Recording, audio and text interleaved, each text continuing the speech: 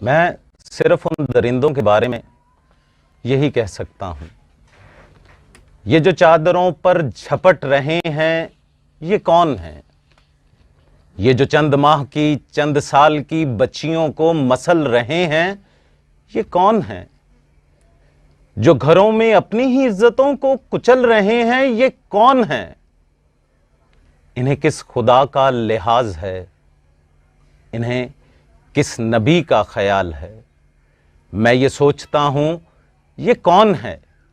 ये मरीज शहवते बेकरां जो कि लाश तक नहीं छोड़ते, कोई है जो मुझे बता सके ये कौन है? नहीं, जानवर इन्हें क्यों कहूं? किसी भेड़िए की क्या मजाल जो इनके सामने आ सके? ये घुटन का मारा हजूम है, वो हजूम जिसके हर शख्स का नफ्स जैसे कफ्स में है, वो कफ्स जो कि शहवतों का बना हुआ, वो हजूम जिसको लिहाजे आए तो नम नहीं, ये वो बद्दुआया गरोह है जिसे निस्बतों का भरम नहीं। ये वो लोग हैं जिनकी सिर्फ एक ही भूख है, जिनकी सिर्फ एक ही प्यास है, कोई मुर्दा जिस्म मिले उसे उधेड़ दें, कोई फूल हो कोई कली मिले उसे नोच दें, जिन्हें अब अजल भी देख ले तो यही कहे ये कौन है? ये कौन है?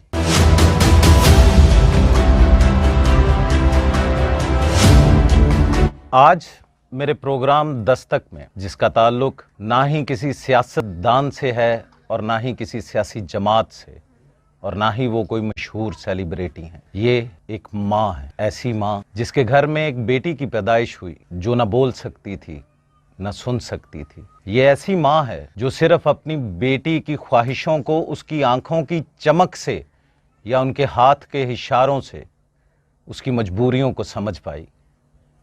ये ऐसी माँ है जिसने अपनी बेटी के मुंह से माँ का लक़ब नहीं सुना।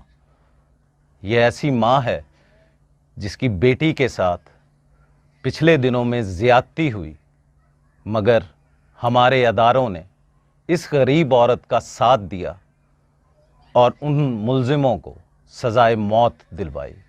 आइए जानते हैं उस माँ से और उनसे पूछते हैं कि उन्होंने अपनी बच्ची की परवरिश किन तकलीफ़ों से, किन मजबूरियों के साथ।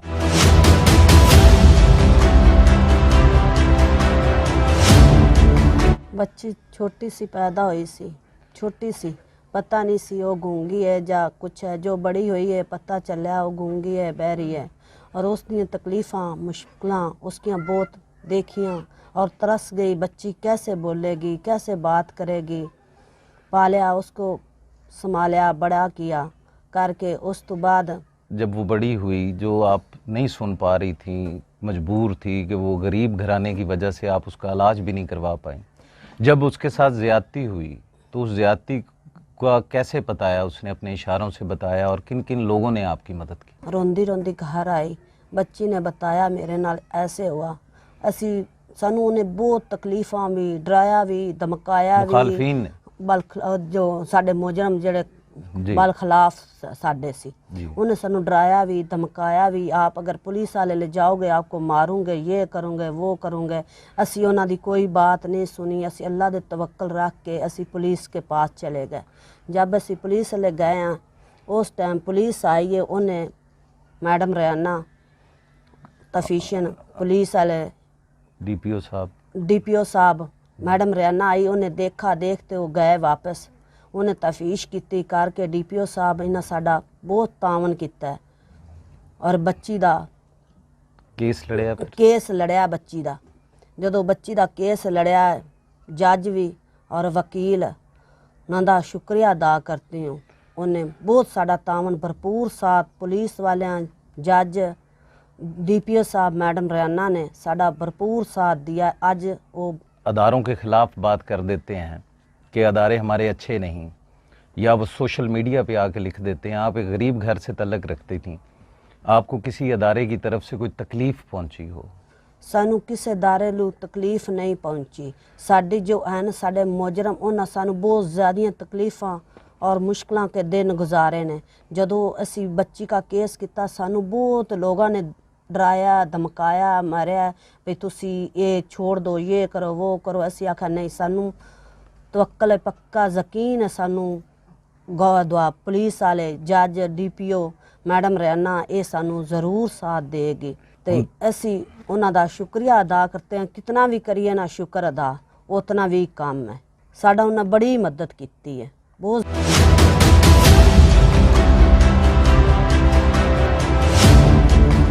ਮੈਂ ਸਲੂਟ ਕਰਨੀ ਆ ਇਸ ਦਾਇਰੇ ਪੁਲਿਸ ਵਾਲੇ ਨੂੰ। ਇਹਨੇ ਅਮਜਦ ਖਾਨ और सरकारी वकील को इन्हें साड़ी बहुत मदद की है, उन्हें सानू इंसाफ दिलवाया है। जी, इस वक्त मेरे साथ उसी घर के एक फ़र्द जो कि रिलेशन में बच्ची के ताया जी लगते हैं। कुछ उनकी मजबूरियाँ, कुछ उनकी तकलीफ़ें ऐसी हैं जिनको कि शायद मैं अपने अल्फाज में बयान नहीं कर पाऊँगा। आइए जानते हैं उनके ताया जी से कि इस घर के और कितने मसाइल हैं। जी, मैं इस घर का वैद एक शख्स हूँ जो समझदार, और अल्लाह ताला ने मुझे ज़बान की गोयाई और अक्ल व शऊर अता फरमाया है। मैं अल्लाह का शुक्रगुज़ार हूँ। इसके अलावा मेरी फैमिली पूरी डिसेबल है। 3 भाई गूंगे, बहरे और माजूर हैं।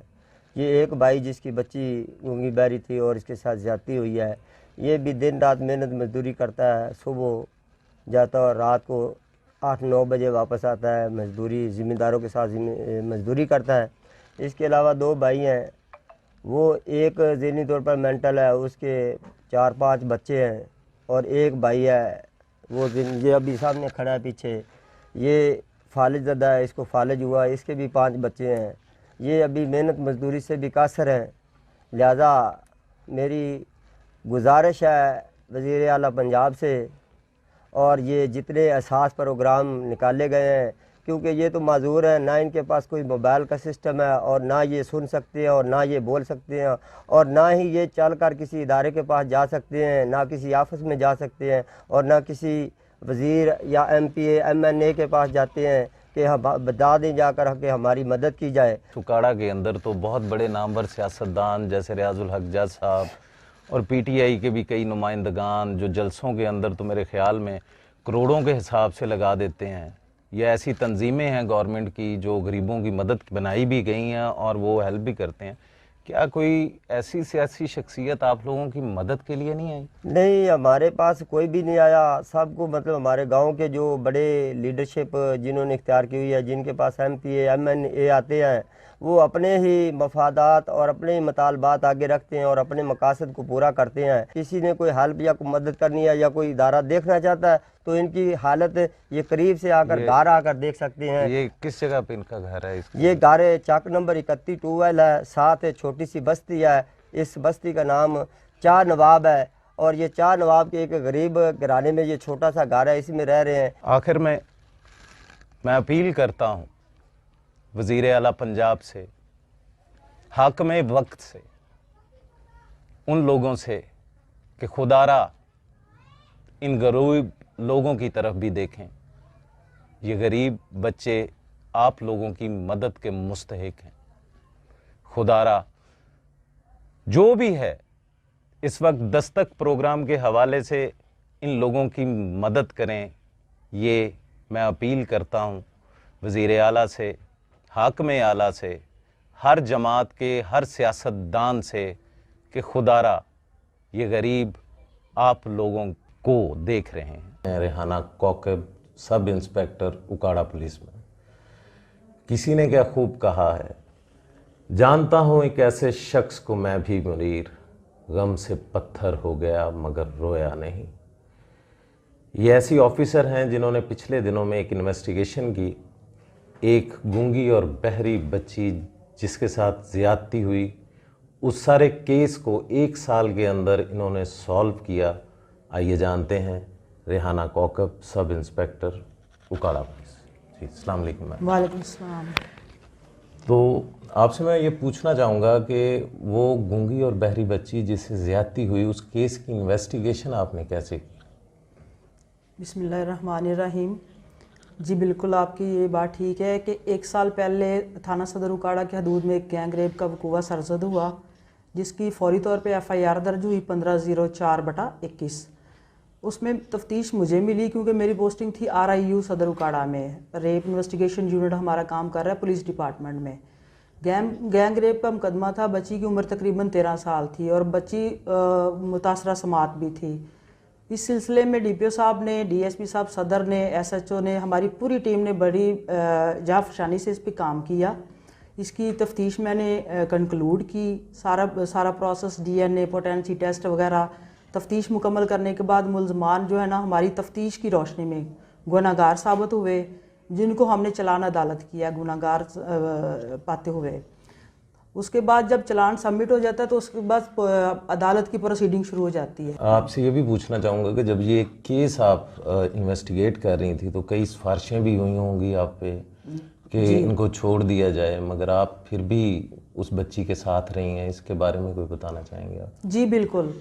میں نے نا جب یہ ملازہ موقع کرنے میں موقع پر گئی نا تو وہاں پہ میں نے اس فیملی کا حال دیکھا نا تو وہ فیملی جو ہے نا وہ ڈیزرو کرتی تھی اور وہ بہت غریب لوگ تھے. ان کے ساتھ اتنی بڑی زیادتی اور میرا دل خود بھی بڑا پریشان ہوا. مجھے بڑی ظاہر ہے تفتیشی آفیسر تھی، مجھے کافی لوگوں نے کہا بھی کہ نہیں آپ ملزمان کو کچھ ریلیف دے دیں یا کچھ ان کی ہیلپ کر دیں یا چلیں ان کو تھوڑے سے سزا سے بچ جائیں. لیکن کیونکہ ہمارے DPO صاحب، SP صاحب انویسٹیگیشن، DSP صاحب صدر، ساری ٹیم ہماری کی یہ انہوں نے اس کو انویسٹیگیشن میں میری بڑی مدد کی اور انہوں نے مجھے گائیڈ بھی کیا. ان کی گائیڈ لائن کی روشنی میں پھر میری تفتیش میں یہ گنہگار تھے، سو ان کو میں نے کسی بھی دباؤ کے تحت چلان نہیں کیا، بلکہ میں نے ان کو میرٹ کے اوپر تفتیش کرتے ہوئے ان کو میں نے چلان عدالت کیا. عدالت میں چلان کرنے کے بعد پھر اس کے ایک ٹرائل عدالت میں ہوا جہاں پہ ہماری یہ میڈم ہے شہزادی نجب صاحبہ کی کورٹ میں. وہاں پہ ہمارے ADPP صاحب ہیں فیصل ضیاء صاحب.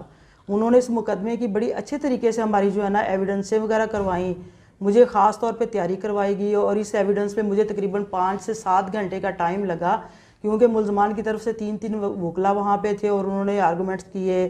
وہاں پہ کافی انہوں نے مجھے پریشان کرنے کی کوشش بھی کی. مجھے میرے مقدمے کو جو ہے نا کہ اس میں تھوڑے سے کوئی نہ کوئی نقائص نکالنے کی بھی کوشش کی.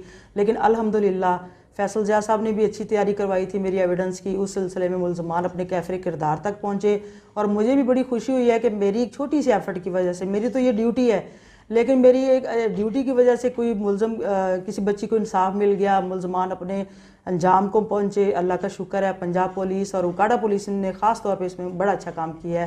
الحمدللہ اللہ کا بڑا شکر ہے. ینگسٹر بچیاں ہیں جن کو لوگ اکثر پولیس میں آنے نہیں دیتے، کسی بھی ادارے میں جاب کرنے نہیں دیتے. آپ جیسی دبنگ آفیسر جس نے اس کیس کو سالو کیا، یہ زیادتی کا کیس اکثر دیکھا جاتا ہے اس پاکستان کے معاشرے میں کہ ملزم جو ہوتے ہیں وہ چھوٹ جاتے ہیں.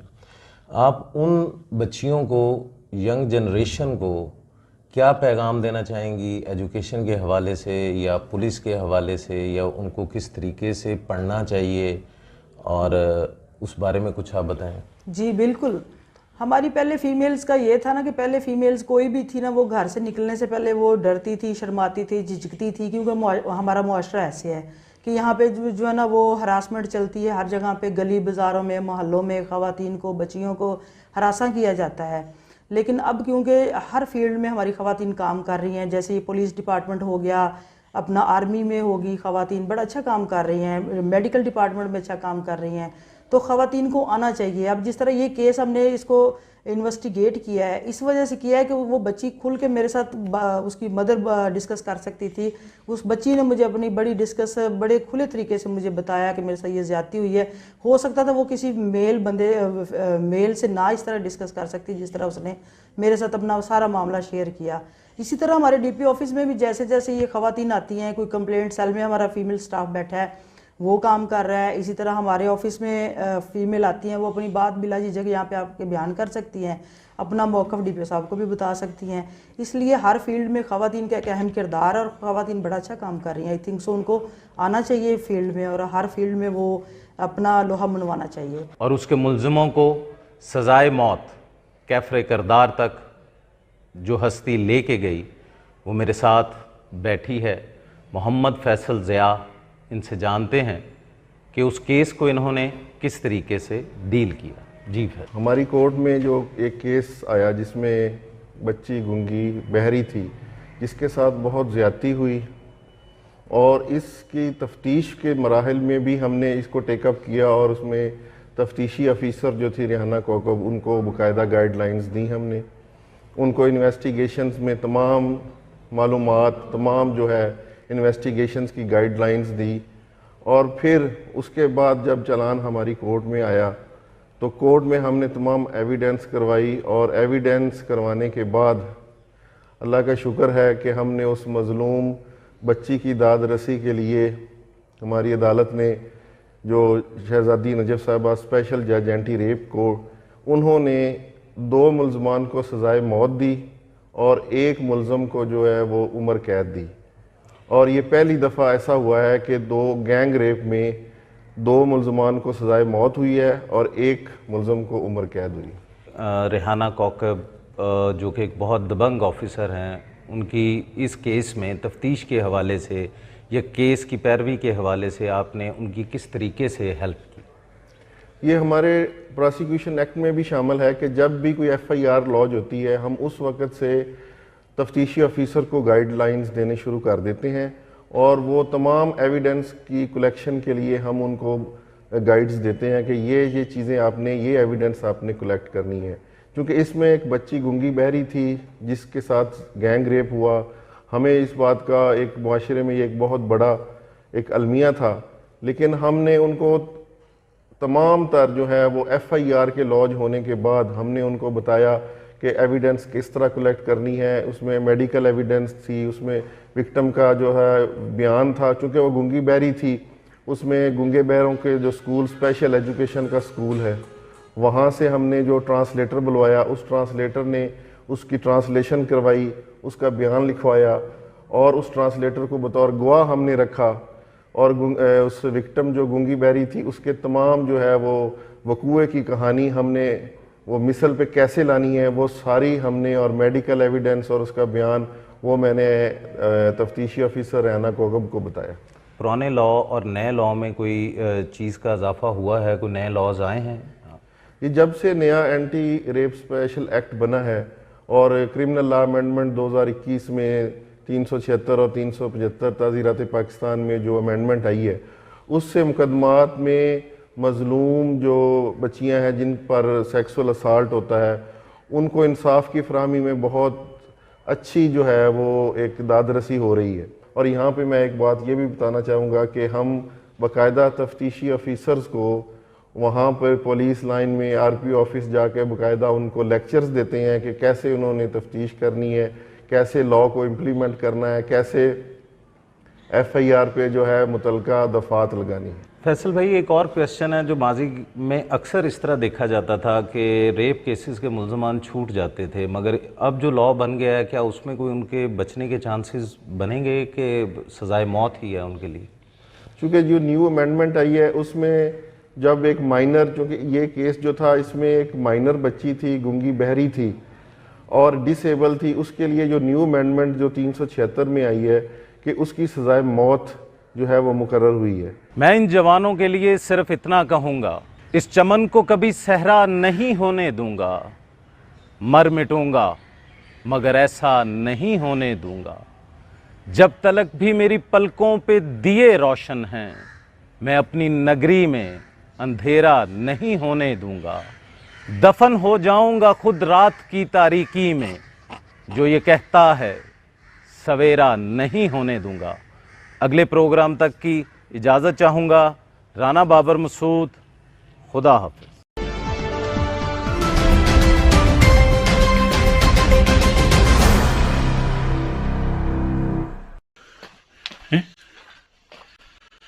मसला हो रहा है कुछ? सर मुझे आप अंदर ना हो, बाहर से कैप्चर करो, यहाँ से आओ। जैसे